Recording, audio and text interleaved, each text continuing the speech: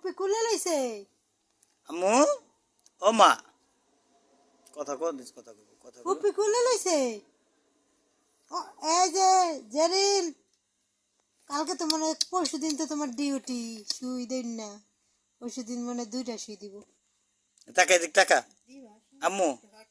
আম্মু আজকে কয় তারিখ 18 তারিখ গেল মা না 19 আর 20 তারিখে কিতে কিতে কিতে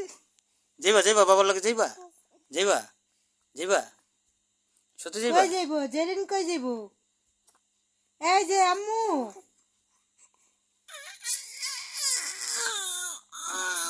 তুই যাবি